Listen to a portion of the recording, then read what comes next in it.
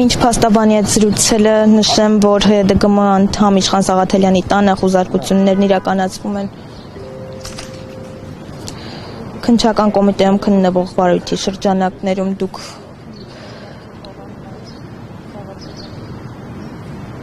կադրերում տեսակ, որ Իշխան Սաղաթելյանի բնակարանից հեռացան քննիչները։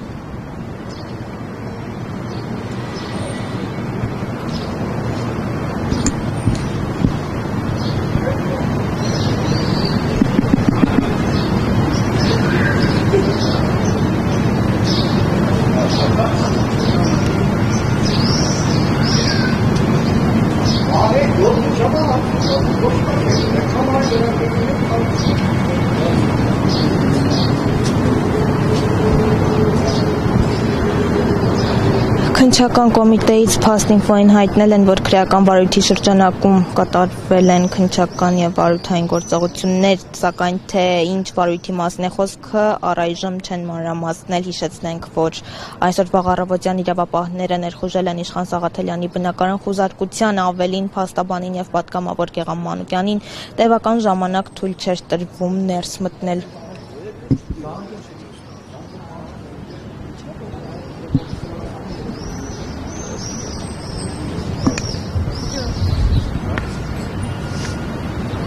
Փաստաբան Սերգեյ Հարությունյանն ավելի վաղ Փաստինֆոյին հայտնել էր, որ բնակարանում խուզարկություններն ավարտվել են, ոչինչ չեն հայտնաբերել։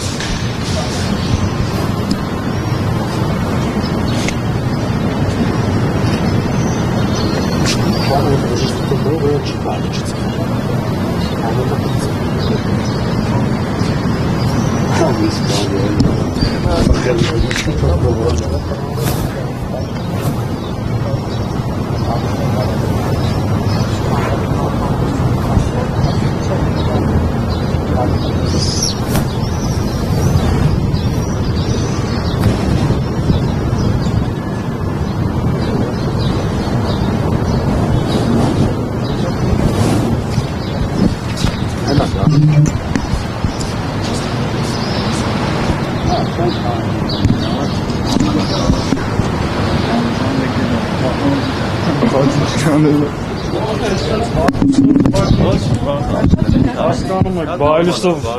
ներխուժել են։ Ինչ էին փնտրում, պարոն Սաղաթելյան։ Ժամանակին նորմալ հոդվածներով են գալի, հիմա քիչ ծիծաղելի հոդվածներով է, ինչ-որ քրեական վարույթի շրջանակներում խուզարկություն են իրականացնում, դահակի պահանջները չկատարելու, չգիտեմ, սենց ինչ-որ անհասկանալի բանով, բավականին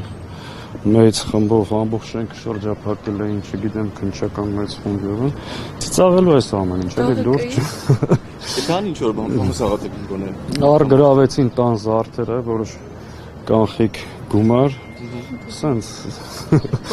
երեխեք։ Իհարկե իրավունք չունեն, ես ընդհանրապես կարամ ասում, սա հերթական այս 7 տարիների հերթական հետապնդումն է, հերթական ապօրինի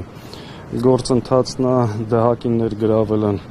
մի հատ պրոցեսի մեջ, դահակին ինչ-որ պահանջներ է ներկայացրել ապօրինի, այդ շրջանակներում դիմել ենք վարչական դատարան, զուտ տարական իրավունքները պաշտպանելու համար, Այս ընթացքում շատ արագ դատախազությունը գործահարուցը ուղարկել է քննչական, վարույթ նախաձեռնել, ասես մի հատ process է, որը նորան, մի քանի օրվա։ Հա, բայց process-ը մի 3 ամիս է, ինչ որ բզբզում էին։ Այս ընթացքում դահակի հետ կա այդ նամակագրությունը, ապօրինի պահանջ է ներկայացրել, չնայած դրան ասել ենք, որ նույնիսկ պահանջը ապօրինի է, այս ամեն ինչ իրավունքի հետ կապ չունի։ Սա հերթական հետապնդումն է, բայց նույնիսկ այդ շրջանակներում մենք չենք հրաժարվել, փորձել ենք նամակագրություն իրականացնել, պարզաբանումներ պահանջել, ամեն անգամ չեն կարողացել մեր տրված հարցերին պատասխանել ու հերթական sense ուղարկել են փորձում։ Համար հաշվի առնելով նաև այն հանգամանքը, որ Փաշինյանը պարբերաբար սպառնալիքներ էր ինչեցնում, որ գնալու է։ Ես մտածում եի ավելի լուրջ գործերով կգան։ Լուրջ եմ ասում։ Օրինակ ժամանակին սահմանադրական կարգի տապալում, զանգվածային անկարգություն, ասենց հոդվածներ էին դնում, հիմա այս ամեն ինչը ծիծաղելի է։ Ես իմ ընտանիքի անդամները նույնիսկ այսօր մեր տան շունն էր իրան շատ adekvat պահում իրավիճակին, այսինքն մենք ցանկացած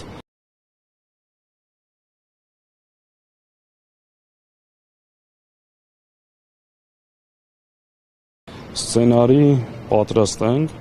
ու այս մեթոդներով որևէ հաջողության չեն հասնելու, ցանկացած սցենարի պատրաստենք, այս ամեն ինչի մեջ շատ տհաճ է, առավոտ շուտ երեխեքը տունը, շատ տհաճ բան է, բայց իմ ընտանիքի անդամներն էլ այս պահին որևէ դեռ չէ, բայց կարծում եմ կունենամ։ Չգիտեմ, մեղադրյալ այս պահին գործը հարուցված, դեռ կարգավիճակ չունեմ, հավանաբար չէ, կանչել են հարցաքննության, փորձեն այդ ժամանակ։ այսօր է գնում։ Չգիտեմ, կպայմանավորվեմ հիմա փաստաբանների հետ խորհրդակցության։ Որ դահակը պարտավորություններ այսպես ասած չկատարելու համար քննչական կոմիտեն ու դատախազությունը։ Այս խմբով դուք չեք պատկերացնի, այսինքն ամբողջ շենքով, բան, ասենց